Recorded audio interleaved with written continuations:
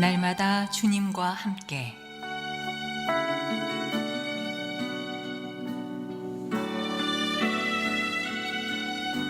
오늘 말씀에 강북-제1교회 황형택 목사입니다.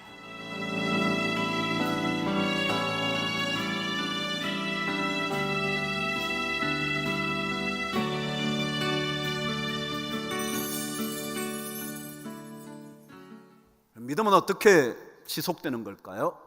믿음은 어떻게 유지되는 걸까요? 어떻게 세월이 지나가도 변치 않는 믿음으로 남아 있을 수 있는 걸까요? 한때 믿음이 좋았다는 것만으로는 만족할 수 없잖아요.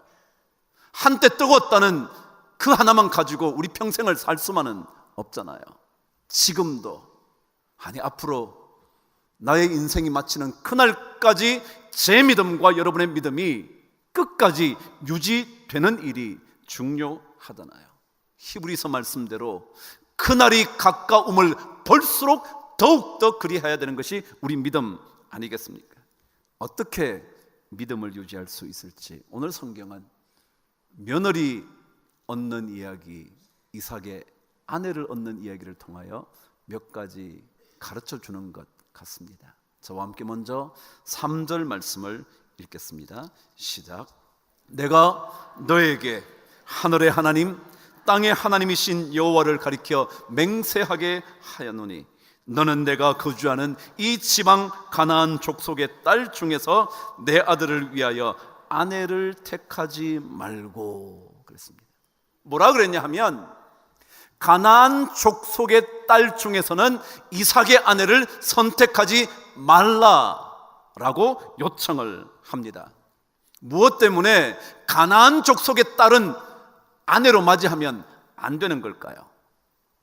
당시 고대의 문서들에 의하면 이런 기록이 남아 있다네요. 그 당시 가나안 땅은 수많은 신들을 섬기는 종교의 땅이었다 기록합니다. 그래서 그 땅에는 수많은 신들이 존재했고 그 신들을 섬기는 수많은 신전들이 있었다 말합니다. 거대하지는 않지만 곳곳마다 각자의 신을 섬기는 장소로 사용되었다는 거죠. 이방신을 섬기는 땅이었다는 거죠. 당연히 그 땅에서 태어나 자라게 되었다면 그 문화 속에 젖어 있는 것이 정상일 겁니다. 그러니까 아브라함이 가나안 족속의 딸 중에서 아내를 선택하지 말라고 한 이유는 그 땅의 문화를 갖고 있는 아내로 말미암아 이삭의 믿음이 혹시라도 곁길로 가게 되지는 않을까 염려했던 것 같습니다. 그러니까 믿음을 유지하기 위해서 가장 첫 번째 중요한 것은 믿음의 길에서 벗어날 가능성을 미리 예방하는 거예요. 믿음의 길에서 떠나게 될 가능성을 가능하다면 미리 차단하는 거예요. 우리는요 그렇게 강하지 않거든요. 강한 듯하지만 연약하거든요. 아무리 많은 것들을 배운 사람이라 할지라도요 자신의 감정 하나를 다스릴 수 없는 존재이거든요. 마음이 한번 상하기 시작하면요 모든 객관적인 판단을 그르치는 거거든요. 그만큼 우리 인간은 연약한 존재입니다. 그래서 어쩌면 예수 그리스도의 사람들은 하나님의 능력을 순간순간 공급받지 않으면 딴 길을 선택할 수밖에 없는 연약한 존재인 거죠. 괜찮겠지? 그 정도는 내가 해결할 수 있어 라고 생각하는 순간 어쩌면 무너짐을 피할 수 없을지 모르는 그런 연약한 존재일 겁니다. 물론 더 멋지기로야 가나안 족속의 딸을 데려다가 하나님을 믿는 족속으로 만들면 제일 좋죠. 맞부딪혀서 이길 수만 있다면 가장 좋은 일이겠지만 만일 그렇지 못한 경우가 허다하다면 우리의 연약함을 인식하고 믿음을 유지하기 위하여 미리 예방접종하는 것이 훨씬 좋은 일일 거라는 것을 어쩌면 아브라함은 알고 있었던 것 같습니다. 피할 수 있는 것은 피할 일이지, 구태여 맞붙어 싸우면서 내가 이길지 그가 이길지를 결정해 보는 일은 어리석은 것이라 말할 수 있다는 거죠. 성경은 말합니다. 우리의 싸움은요, 혈과 육의 싸움이 아니라는 거죠. 내가 조금 더 강건하다고, 내가 좀 힘이 있다고, 내가 조금 똑똑하다고, 내가 조금 학벌이 높다고 문제를 해결할 수 있는 것만은 아니라는 거예요. 그래서 에베소서 6장 12절은 이렇게 기록했습니다. 우리의 씨름은 혈과 육을 상대하는 것이 아니요 통치자들. 그러니까 제가 여러분 통치자 아니잖아요. 여러분 여기 통치자 별로 없잖아요. 여기에 통치자는 특별히 한 나라를 다스리는 사람이요, 우리 그 정도도 아니잖아요. 근데 그런 정도의 존재와 권세들과 이 어둠의 세상 주관자들과 하늘에 있는 악의 영들을 상대하는 싸움이 우리 싸움이래요. 그러니까 이런 엄청난 싸움인데도 불구하고 내가 나서면 되지, 난 할 수 있어 라고 말한다면 조금은 어리석은 무모한 싸움이 될 수 있다는 거죠. 단지 자신만만하다고 해서 이길 수 있는 싸움은 아닐 거라는 거죠. 그래서 우리는 늘 우리의 연약함을 인정하고 그 연약함 때문에 언제 쓰러질지 모른다는 사실 인식하면서 우리의 믿음을 미리미리 예방해 두는, 믿음의 길에서 미끄러져 나가는 것을 방지하기 위하여 미리 믿음의 백신을 늘 맞아두는 그런 인생이 필요하다는 거죠. 여러분, 이삭을 남기면서 떠나야 하는 아브라함에게 가장 먼저 떠오르는 문제가 믿음의 아내를 구하는 문제였다는 게 참 놀랍지 않나요? 여러분, 아버지가 세상을 떠나면서 아들에게 무엇을 물려줄까? 내가 이제껏 잘 이끌어온 사업체? 내가 이제껏 일궈놓은 어떤 자리? 그것을 물려주는 것이 아니라, 이 아들에게 좋은 믿음의 여인이 와야 할 텐데, 좋은 믿음의 아내가 이 아들의 배필이 되어야 할 텐데 라고 생각하는 거 진짜 놀랍지 않냐고요. 다른 걱정거리도 어쩌면 많았을지 모르고, 어쩌면 다른 중요한 문제를 이 아들에게 남겨주는 것도 중요할지 모르지만, 그것보다 더 믿음의 아내를 구하는 일이 소중해서 종을 통하여 어떤 아내를 구해야 되는지 얘기한다는 사실이 참 놀랍지 않냐고요. 그래서 저는 이렇게 묻고 싶은 거예요. 정말 우리도 진짜 이 믿음이 우리 삶 속에 정말 중요한가? 아니면 믿는다고는 말하지만 막상 모든 문제에 닥치면 믿음은 하나도 소중하지 않은 것처럼 행동하는 것은 아닌가? 정말 내 자식에게 뭔가를 물려주려고 할 때, 야, 너 진짜 믿음 생활 잘해야 돼 라고 말할 수 있는 부모일까? 자꾸 저에게 묻게 되더라고요. 정말 믿음만 있으면 어떤 문제도 해결할 수 있어 라는 그 이야기를 자식에게 남겨주고 싶은 마음이 진짜 있는지, 정말 하나님 믿는 그 믿음만 있으면 너 어떤 인생도 살아갈 수 있어 라고 말할 수 있는가 묻고 싶은 거예요. 믿음의 문제보다 더 앞세울 것이 없다고 인식하면서 믿음의 길을 걷고 있는가 묻고 싶은 거예요.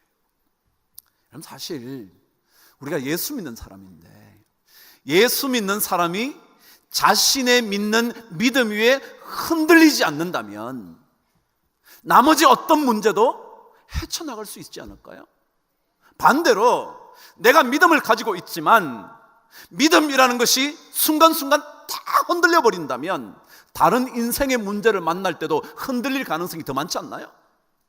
우리가 믿음을 가졌다면 이 믿음 위에 굳건하게 서는 작업이 결코 헛된 작업이 아니라는 거죠. 여기에 굳건하게 서 있으면 다른 문제도 흔들리지 않고 맞부딪힐 수 있단 말이죠. 그러니까 이 믿음에 대해서 아브라함은 소중하다고 생각한 거예요. 그래서 믿음의 아내를 구하는 거예요. 특별히 여러분, 믿음의 아내를 구하는 문제는 결코 쉽게 생각할 문제가 아닌 것 같습니다. 예를 들어 볼까요? 솔로몬은요, 최고의 지혜를 가진 사람이라 평가받죠. 그 당시 모든 나라의 왕들이 그의 지혜를 듣고 싶어서 그에게 찾아왔다고 그랬는데, 수많은 예물을 가지고 솔로몬을 만나러 왔다는데, 그만큼 탁월한 솔로몬이었지만 그의 많은 이방인 아내들을 이길 수 없었다는 것 여러분 아시나요? 성경은 솔로몬이 어떻게 믿음의 곁길로 가게 됐냐면 그의 이방 아내들로 인해서 그랬다고 기록하거든요. 지혜가 있으면 그 여인을 하나님의 백성으로 만들면 되잖아요. 근데 그게 안 된다는 거죠. 안 된다는 거죠. 삼손을 아시지 않습니까? 아무리 그가 강력한 힘을 소유한 사람이라도요, 들릴라의 유혹을 이길 수 없잖아요.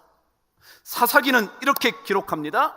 날마다 그녀가 삼손의 마음을 움직입니다. 기록합니다. 날마다 그 말로 그를 재촉하여 조름해 삼손의 마음이 번뇌하여 뭐요? 죽을 지경이라. 못 견디다가 마침내 삼손이 진심을 드러내어 그에게 이르되, 자기 있는 걸 다 내놓는 겁니다. 하나님께서 자기에게 주신 이 영적인 비밀을 다 쏟아놓는 겁니다. 그래서 눈이 뽑히죠. 비참한 결말을 맞는 거죠. 그럼 이길 수 있을 것 같아요. 충분히 내가 해결할 수 있을 것 같아요. 내가 전도하면 되지 뭐. 근데 그게 쉽지 않아요. 특별히 여러분, 여자는 강해요. 제가 진짜 이런 말 드리고 싶은데요, 혹시라도 딸은요 예수 안 믿는 남자를 만나도 될지 모르지만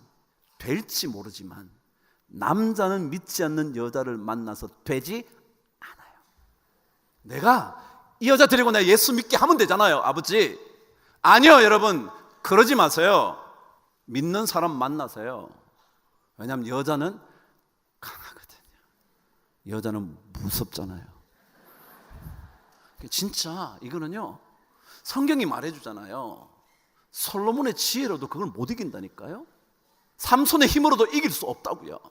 그래서 여러분, 혹시라도 믿음의 여자가 조금 모자란다 그래도 그게 더 중요해요. 여러분, 이거 생각하셔야 돼요. 똑똑한 사람이요? 돈 많은 여자요? 구하면 괜찮을 것 같으세요? 그래요, 괜찮을 수도 있어요. 그러나 아니요, 저는 그것보다 믿음의 여자를 선택하라고 저는 제 자식에게 말하고 싶어요. 이게 중요하거든요. 아브라함도 그랬어요. 다른 어떤 것도 다 제외하고요, 가나안 족속, 수많은 신들을 섬기던 문화 속에 자랐던 그 사람들 말고 이삭의 아내를 선택해야 된다고 말한 거죠. 그렇다면 이 믿음을 유지하려면 어떻게 해야 될까? 이 믿음, 오늘 성경 4절은 우리들에게 이렇게 가르쳐 줍니다. 읽으실까요? 시작. 내 고향 내 족속에게로 가서 내 아들 이삭을 위하여 아내를 택하라. 어디요? 내 고향 내 족속에게로 가서 내 아들 이삭을 위하여 아내를 택하라 그랬어요. 근데 저는 이 말씀을 딱 읽는데 무슨 게 번뜩 뜨냐면, 믿음을 유지하려면 믿음의 경계선을 지켜야 한다는 생각이 든 겁니다. 믿음의 경계선이요. 내 고향 내 족속에게로 가서 경계가 주어졌어요. 이 바깥으로 나가지 말라는 거예요. 이 바깥으로. 그럼 신앙인들에게는요, 넘지 말아야 하는 한계선이 있어요. 그 한계선을 넘지 않으면 하나님께서 그의 인생을 책임집니다. 하나님께서 그 믿음의 경계선을 지키기 위하여 몸부림친 사람을 하나님은 책임집니다. 그런데 만일 그 믿음의 경계선을 아무렇지도 않게 넘어가는 사람은 순식간에 허물어집니다. 선악과는요, 바로 믿음의 경계선을 알려주는 첫 번째 사건이에요. 하나님께서 인간에게 이것은 하지 마. 왜? 이거는 경계선이에요.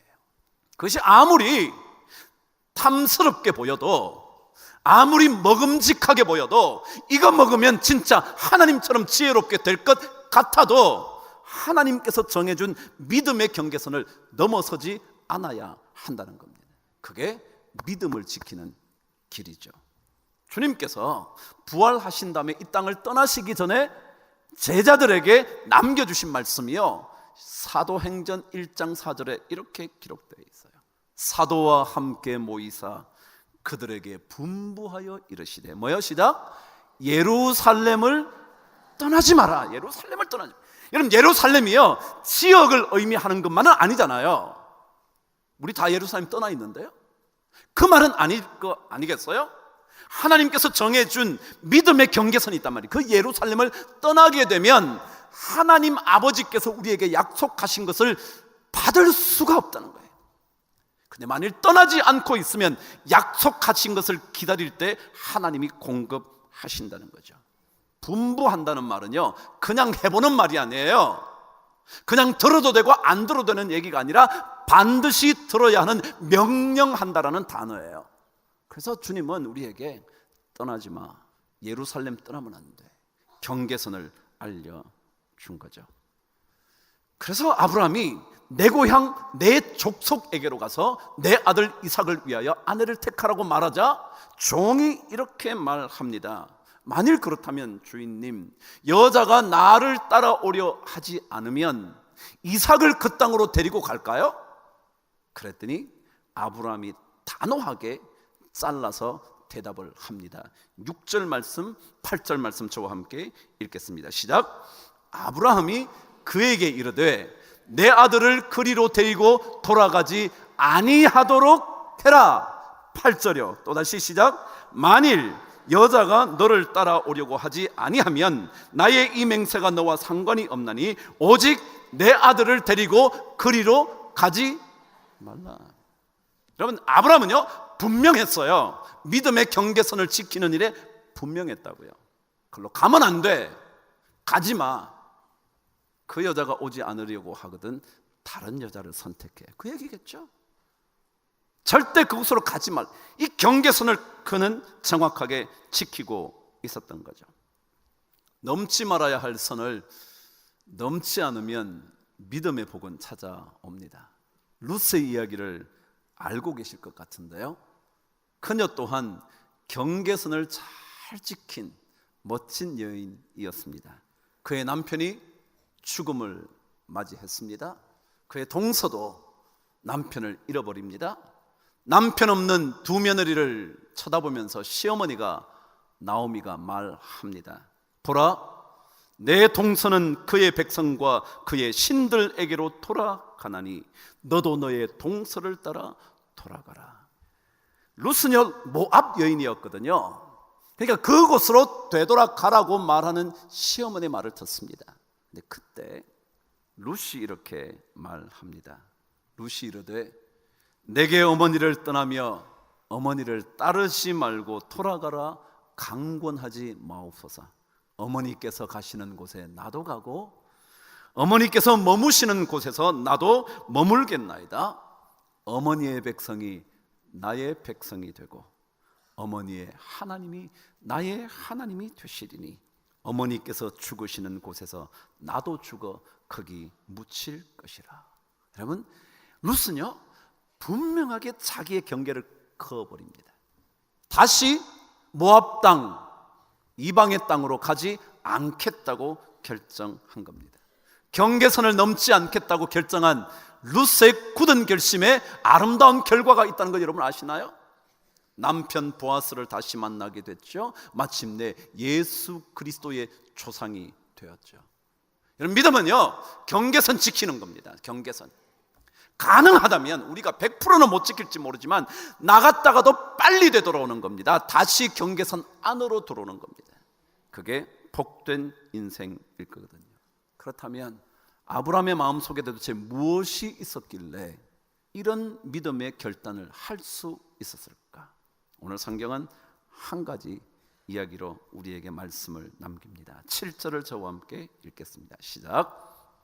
하늘의 하나님 여호와께서 나를 내 아버지의 집과 내 고향 땅에서 떠나게 하시고 내게 말씀하시며 내게 맹세하여 이르시기를 이 땅을 내 씨에게 주리라 하셨으니 그가 그 사자를 너보다 앞서 보내실지라 내가 거기서 내 아들을 위하여 아내를 택할지니라.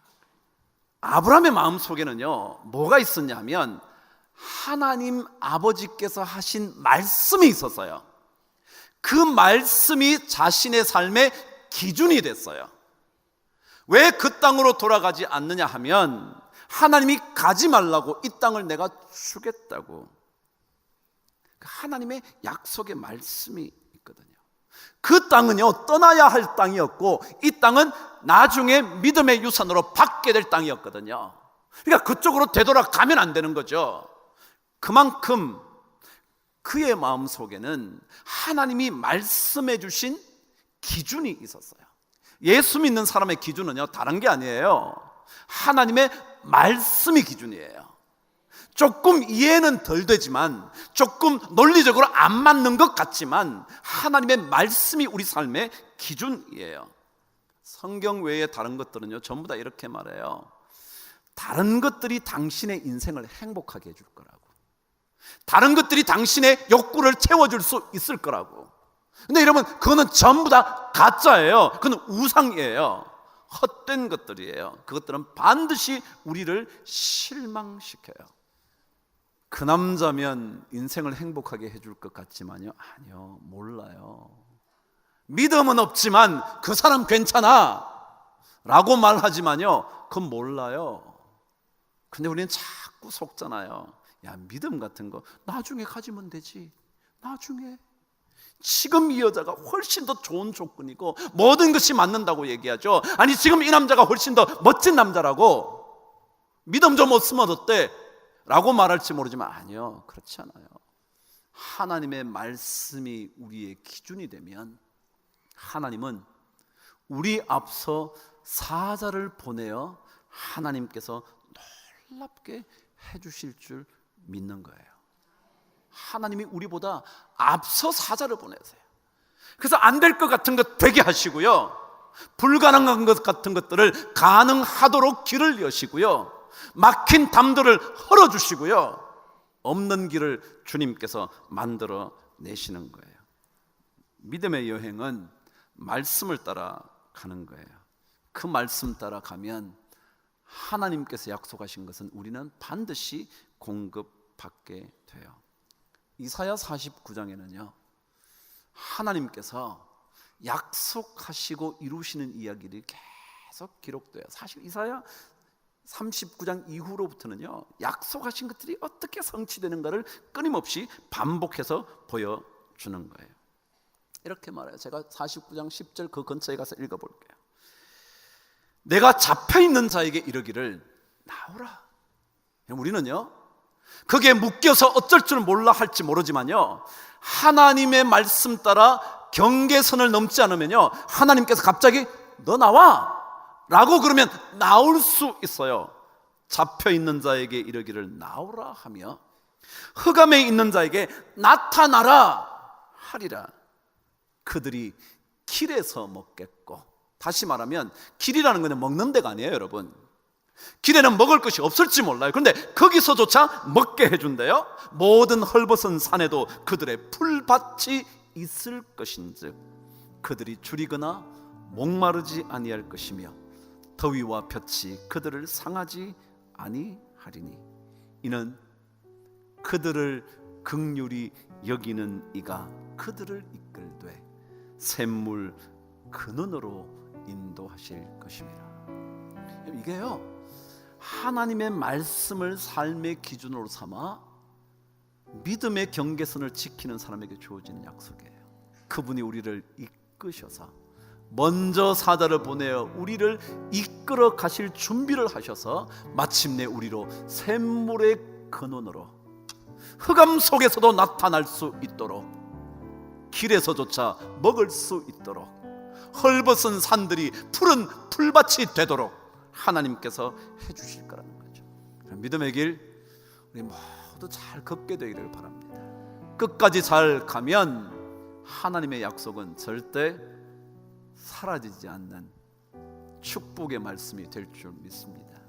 그 은혜 우리 모든 성도들이 누리시게 되기를 주의 이름으로 축복합니다.